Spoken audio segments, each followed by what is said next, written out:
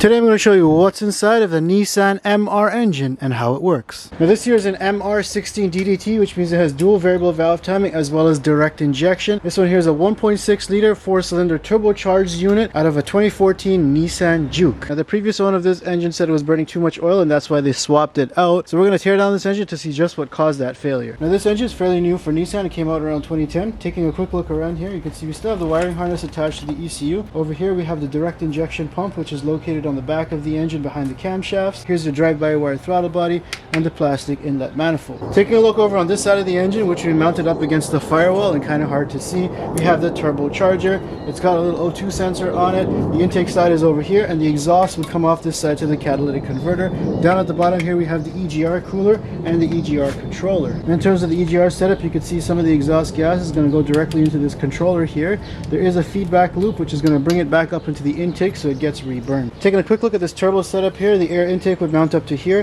bringing fresh air to this turbocharger. Turbocharger is going to wind up, compress that air and send it out over the top of the engine to the intercooler and then into the intake. On the exhaust side, we have this exhaust manifold that's going to collect all the exhaust gases and flow it through the turbocharger to speed up the impeller. I do have a more detailed video on how turbochargers work, so if you want to go check that out. In terms of the engine itself, we do have a timing chain. We have a valve cover which is made of plastic composite, coil over plugs, aluminum head, aluminum block, as well as an aluminum bottom end, because this is more of an economy minded turbocharger engine. Now I'm going to remove the 10mm bolts that hold this to the head. Let's see if this will work. And I'm going to remove this intake. Alright kids, this is the reason why we don't like direct injection. You could see how clogged up those valves are inside of there. That's because you don't have the gasoline going into the airstream to help wash off those valves. Instead, this here is the fuel rail, which is going to directly inject gasoline down inside of the combustion chamber, so it kind of bypasses those valves, and then you end up with all this crap inside of the intake valves, and that's going to eventually start restricting airflow. Alright, next I'm going to try to remove this valve cover. Now I'm not sure if I have to remove the turbo in order to get to it, but it's Japanese, so I think they probably made it easy to access. Let's first get this charge tube out of the way and remove the charge pipe. A little oily in there. I'm just going to remove the wiring harness out of the way from the ignition coil. Alright, next I'm going to need to remove this heat shield at the back here. See, if this car was German, you'd probably have to remove the entire turbocharger just to do a valve cover job. Alright, next up I'm going to remove all the 8mm that hold the valve cover to the head. Remove the ignition coils. These pop out easily. Just got to remove this PCV hose here and this little foam piece that protects the direct injection pump from making too much noise. And pry this valve cover up. Let's get it around the wiring harness. And this is what the valve cover gasket looks like. You can see it's all brittle. Alright, so I think I've got most of this wiring harness free from this side, so we can move this over. This here is a direct injection rail. You can see the fuel rail coming in here. There's the pressure sensor located over here, and then the 4 injectors going into each piston. I'm going to just remove this bracket here so we can have a closer look. See if I can get this off. The dipstick tube is kind of in the way. It's got these claws on it. They're a little hard to get under. And we got this foam here once again for sound deadening, because these things click really loud. Alright, here we have the fuel rail and the fuel injectors. They're all held on by 10 mils, but first I'm just going to wrench off this line over here. Probably going to make me smell like gasoline. And my wife probably won't let me sleep in the bedroom today. Move this off to the side. Just bring in the 10 here. It's not known to come off very easily. That's a lot of gas coming out of there. Pop this off. 2 of the ejectors you can see came with it. Look at all that gasoline in there. See, even the tips of these are kind of carved up. Wonder what the inside of the actual combustion chamber looks like. Now we're on the topic of fuel. This is the high pressure fuel pump. It's driven off of the exhaust camshaft down inside of this area here, and this is going to pressurize it to a really high amount and send it down through the direct injectors so it can be injected directly into the combustion chamber at really high pressures. So I'm going to take this off here. Just pop that off. Here is your high pressure fuel pump, and it is spring loaded, and just like the valves inside of the valve train. Now the housing for that is actually part of the cam cap, so we'll get that off in a bit. Let's get some of this cooling bits off. Alright, on the back of the engine, where the transmission mounts to, we do have this controller. Everything nowadays is all electronically controlled. You don't technically need a thermostat. I'm going to go ahead and start removing bolts and things fall off. Get this cooling sensor out of the way. It's going to tell the computer how cool things are on this side of the engine. Now I should be able to reach this 10 mil. And here's your digital cooling center. See, there's valves inside of here that redirect the coolant, so if you want to short it out, or if you just want to let it through to warm up the cabin, this is more efficient than a traditional thermostat. At least we're still using traditional radiator caps, although that is going away with hybrid cars. Remove that. I'm just going to start removing bolts until things just drop off. This is the intake here. Just gonna remove some of these 8mm that hold these hoses on. Alright, I'm gonna see if I can knock off these hard lines here. Oh, there's coolant everywhere. I can knock those off. And here's the other hose. Here we've got the EGR controller. You can see its hot exhaust gases are going to go out to the cooler. This drain back line from the turbocharger goes back down to the sump, and you can see they have this wrap on it here to prevent heat transfer between the two. I'm going to see if I can unbolt that exhaust line coming from the controller. On the opposite side of that, you have the flange where it bolts up to the cooler. Now what I really like is that they've made direct access to these bolts, unlike some German companies. Alright, back on this side of the controller, and we'll see if I can get these 14s off. See if I can get this 10mm off. Alright, and that kind of loosens the whole assembly off together here. This is the one that goes to the turbo. It's a 17mm. It's going to break these free. The gun's going to wake up the baby, so I got to use hand tools right now. These banjo bolts. This is the drain back line for the oil. It goes to the turbocharger. The bolts for it are way under here. I can't imagine having to change a turbo, an EGR cooler, or anything like that inside of the vehicle. At least I can access these bolts on this side here. That comes out of the way. Alright, and this here is the EGR mess of a controller. That doesn't even include the cooler that's attached to the engine yet. So now that I've taken this thing off, I kind of figured out how it works. Essentially, you've got exhaust gases that are going to be coming out from the exhaust manifold over here, sent back into the EGR cooler over here where it's going to get cooled off. This pipe here, which is then bolted to that, is then going to come to the EGR cooler, which is going to determine how much flow is needed into the intake. It's then going to send it into the intake over here to the turbocharger inlet, and you can see how much carbon deposits are built up inside of it just because of this recirculation. Interesting to note, they're using a rubber hose to send those exhaust gases back up to the intake. Now, taking a look at the details of the turbocharger, you can see you've got an oil feed line that comes off the oil gallery and goes right on the top over here. At the bottom here, which is the one we already took off, is your drain back that goes back down to the sump. In the back there, you can see there is a coolant outlet line, and at the front here is a coolant inlet line, which is the one that came off the EGR controller. Now, the turbocharger's also got this wastegate over here, which is electronically controlled, which is going to move this mechanism to let off boost pressure if you got too much. And then there's another electronic gadget over here, which I'm not sure what it does because it doesn't really govern anything. I need to remove this heat shield here. Let's get it out of here. Now we're going to pop off this EGR cooler. Alright, now I can bust off all these 12mm bolts to hold the manifold to the head. Alright, in with the big guns. You can pop off this bracket over here, along with the integrated exhaust manifold gasket. See if we can get this hose off here.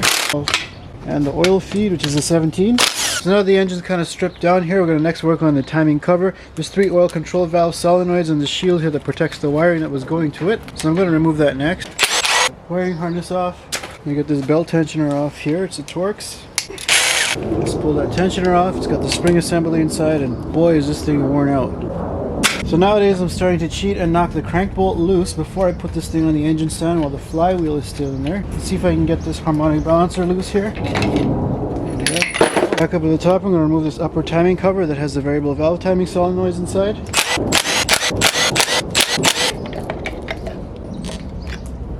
And here you can see the controllers, and these screens are clogged up. Timing cover's got a variety of fasteners here. We've got some 10s at the top here, some 14s here, and then some 17s down at the bottom here. So we're going to start with the 10s.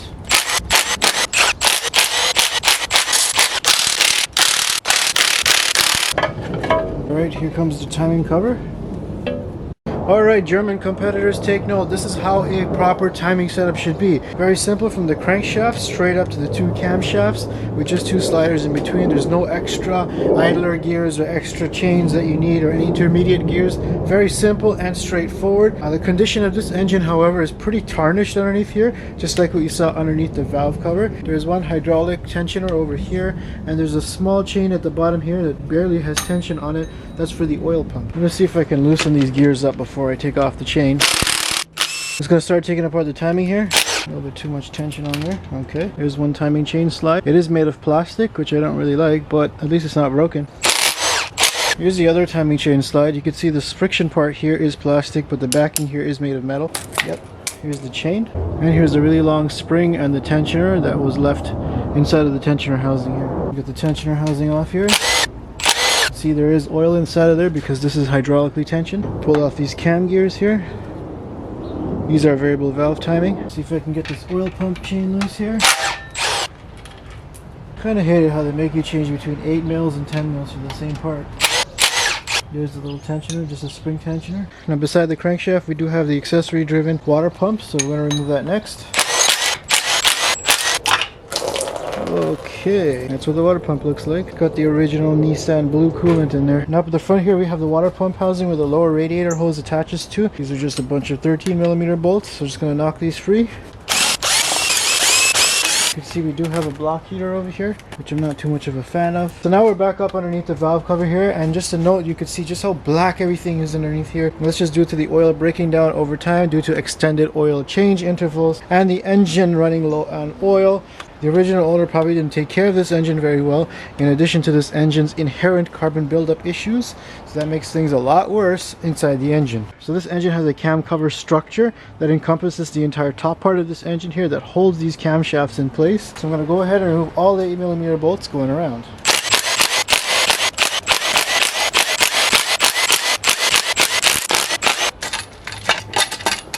And check out the condition of these camshafts. You can see just how grooved they are. I can even feel it through my brother's old toothbrush here. Definitely this engine was run low on oil, and the oil change interval was extended. I'm going to remove these camshafts here and take a closer look under the head. Well, yeah, no wonder this engine was burning oil. Check out all the sludge and carbon buildup inside of here. This engine was definitely oil starved at some point. Head bolts on this engine are an E-Torx E18 socket. Whoa, that's tight. Okay.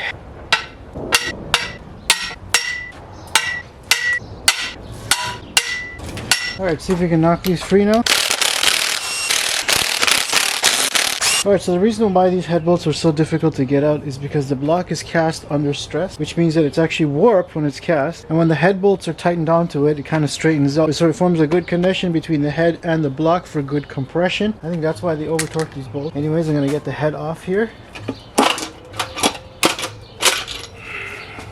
Underneath the head of the engine generally looks pretty clean. I can tell it has a very open deck design here with some giant cavities to allow coolant to flow through. I'm going to go ahead and flip the block over and work on the bottom end. Hope I don't make any mess. Oh, a little bit of coolant. Oh, taking a look underneath this engine here, you got a stamped steel oil pan, which I like. At least it's not plastic. Down here we have the lower part of the block. That's got a bunch of 10s running around here that I'm going to remove next. Interesting to know, we do have an oil control solenoid over here that's possibly for a variable oil pump. I need to give us some more pry points for this thing. Here's the oil pan. Taking a look inside of the oil pan, you can see the sludge on this one is really sticky. It's like stickier than grease. That's not good, but happily inside of the engine itself here doesn't look as tarnished as it was under the valve cover. Next we're going to remove the upper oil pan here.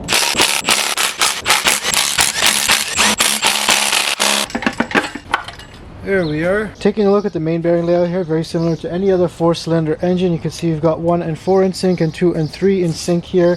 There are 5 main bearings and they're held in by this ladder frame girdle to give it a lot of strength together. I'm actually happy to see that, given that this is a turbocharged engine, it needs this extra support to handle the torque. These are E-Torx 16 fasteners. Oh my, why is it so tight?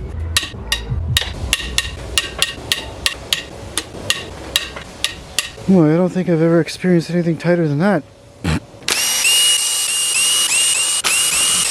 I will pop this off here. This is actually aluminum, it's not steel. Now usually when your 12mm gets too loose, you'd go after the 11. But in this case, these are actually 11mm head fasteners for the connecting rod caps. And we'll just pop these off to see. So yeah, the connecting rod bearings do have a tiny bit of wear to them, and some of the coating here is peeling off, but they're in okay shape. Alright, I'm going to start pushing these pistons down and make a mess. Okay, here's number 1. Messy. Number 2, not so messy. Number 4, number 3, which landed in the oil, right here.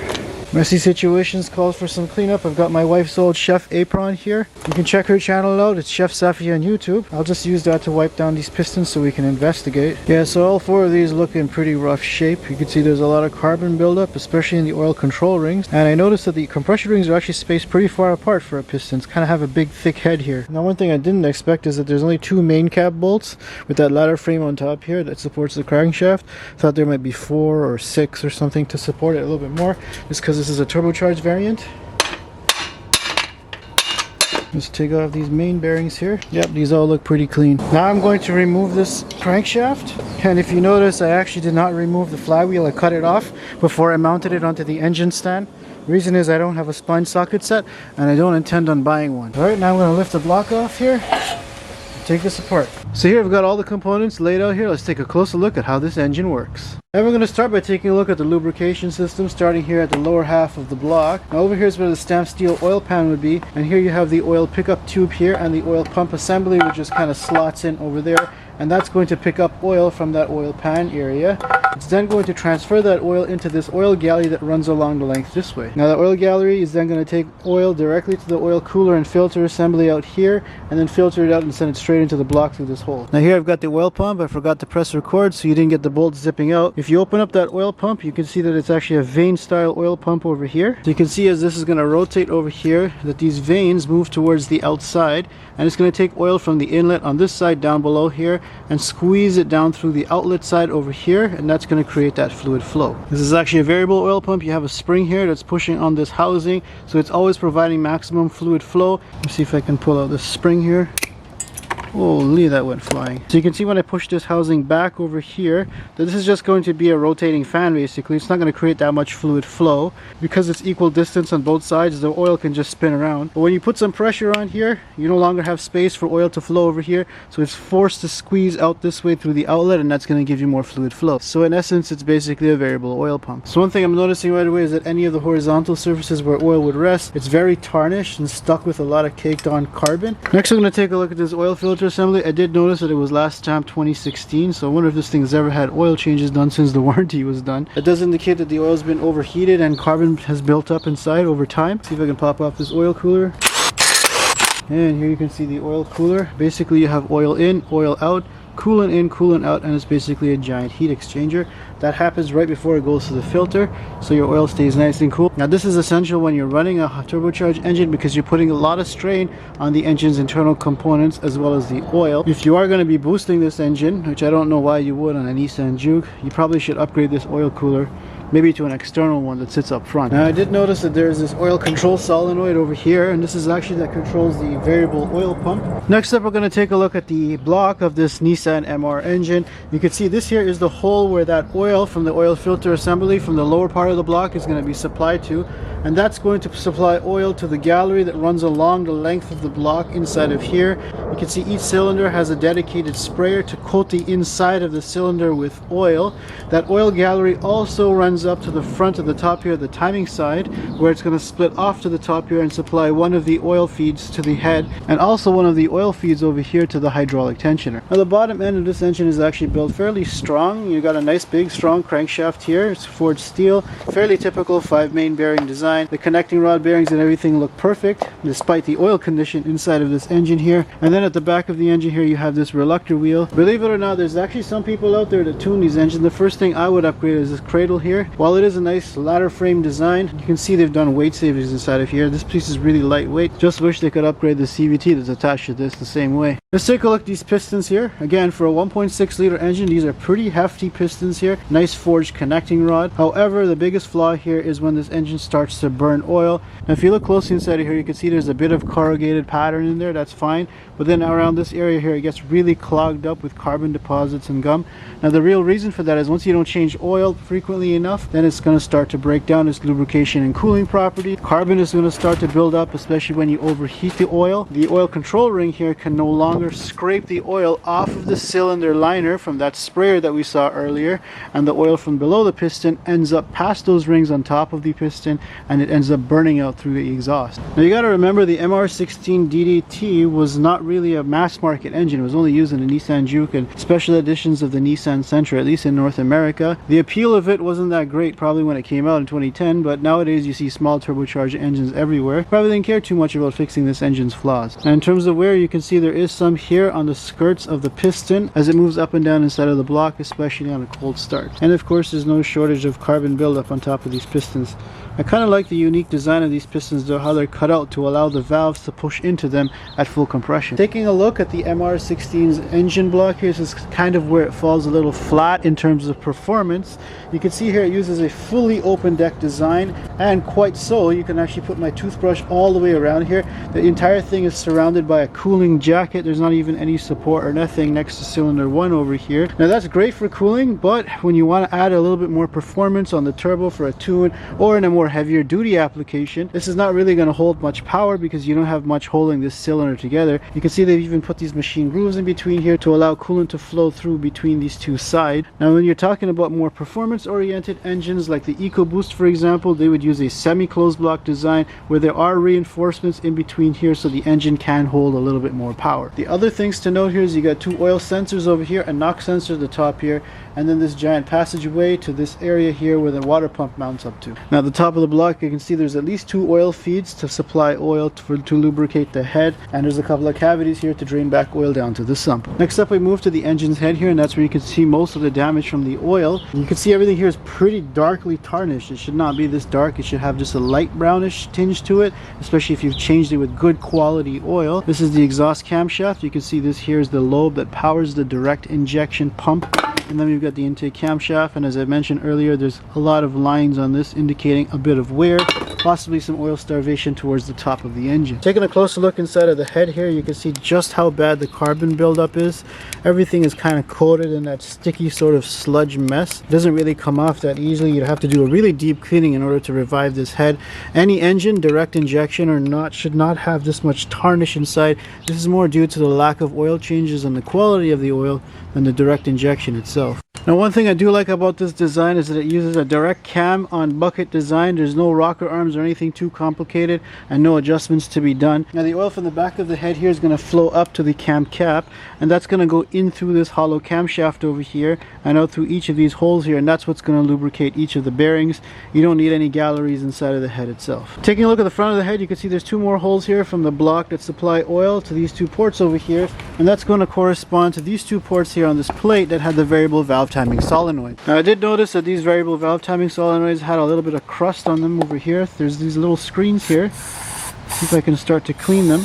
And if those clog up, then you can get variable valve timing codes on there. And as you can see, we've got the 3 oil control valve solenoids that's going to send the oil pressure out through the middle over here, which is where the camshaft is going to rotate around, and that's going to control the variable valve timing phaser. Now the timing cover itself, well, it does have an interface for oil to pass through. At least there's no oil galleys inside, which allow this to be more of a weak point because you have to have oil pressure moving through it. Now taking a look at the bottom of this head here, you can see this is your direct injector. This is the intake side where the airflow would go in, and because this direct injector is pumping gas directly into this combustion chamber, the PCV and the EGR system is left to gum up the intakes over here because there's no gasoline to wash off the intake. Inside the combustion chamber over here, things are pretty dark and black, but not really broken or anything. This engine was running when I took it apart. And unfortunately, direct injection is kind of a necessity nowadays, especially with these turbocharged engines, because you can control that combustion a lot easier by injecting fuel whenever you want in order to cool the combustion chamber or to give you a little bit more power. Now by controlling that in addition to the amount of boost that you have, you can get a lot more power out of this like small 1.6 liter engine. Now more power out of a smaller engine means less emissions, and less emissions makes the environmentalist happy and makes the customer feel good,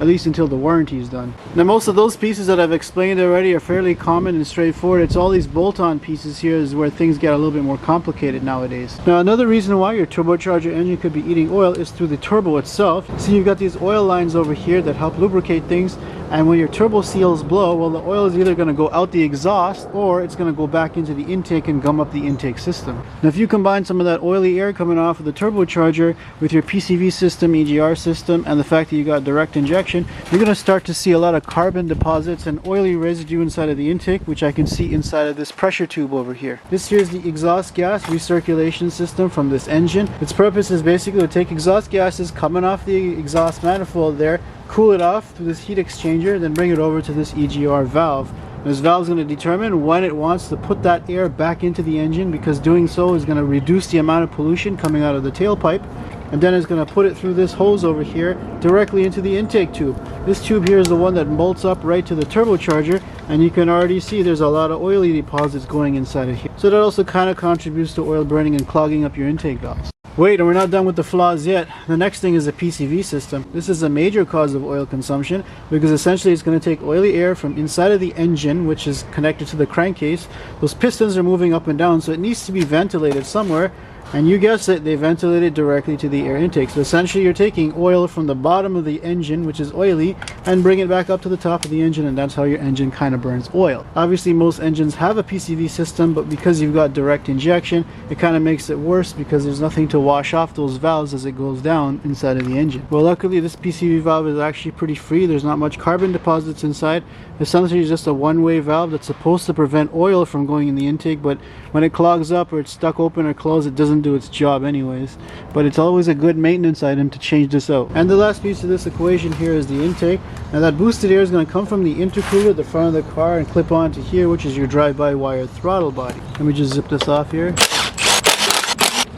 Now the throttle body is essentially the main valve that controls all the air going inside of the engine, and when this gets carved up, well, it's either not going to close properly or open all the way, and then you're going to have some drivability concerns. So once again, this is another thing that you should do periodically, more so if you've got a turbo direct injected engine, because a lot of carbon is going to build up inside of here. This is actually not that bad for the condition of the rest of this engine. I have a feeling that it's been cleaned before. Looking at the rest of the intake, you've got a manifold absolute pressure sensor over here, a couple more of these vacuum lines that's probably going to dump more carbon in the intake. But what's interesting here is that you've got these flaps over here which are going to control the amount of airflow that's going inside, and that's controlled through this little servo motor. What's cool is I find there's only one little fin over here. I wonder if that closes all the way. Here you can see we've got the tunnel control flaps, and you can see again this engine was burning a lot of oil. There's a lot of that carbon buildup that we saw in the intake valves. Essentially what this does, it looks like it actually blocks off half of the intake for the port that it goes into, and that's going to allow more air at higher RPM or less air at lower RPM. But not only does it do that, it interrupts the airflow as it goes in, and it creates a tumble flow which promotes better mixing. Now the front half of the block has a traditional water pump here with this block attached to the lower radiator hose going into the engine block. The rear half of the block here has this thermal control center which attaches to the upper radiator hose, and this has a bunch of these little hoses that come out of it that redirect flow electronically. There's no traditional thermostat. Let's see if I can pop off some of these screws here so we can have a closer look. I think I got all of them. See if I can lift this off here. Got a small little circuit board with some contacts on it. Taking a look inside of here, we got a servo motor inside of here with two spiral gears, one there and one there, and that's going to essentially control this valve here, which is going to control where the coolant flow can go and block off where it can't go. Now essentially the circuit board looks like a position sensor for that. We got two thermistors inside of here that probably measure temperature. Now admittedly, while the timing system in this engine is really straightforward, there actually was a little bit of a recall on these because the timing chain would stretch, causing the engine to go out of time and possibly fail. Now these components were updated around 2014, so if you do have one of these engines, make sure you don't get one that's on its way out, because it was a voluntary recall and your warranty is already done. Now let's look inside of the Nissan MR engine and how it works. I think it's pretty interesting how they've taken a basic economy class 1.6 liter 4-cylinder engine and they've added all this stuff to it just so they can reduce emissions and get a little bit more power output. Now I think it's kind of sad how this engine ended up this way with this oil burning problem, partly due to design from all these other things they've added to it, and partly due to a lack of maintenance. Now make sure you subscribe if you want to see more videos just like this one.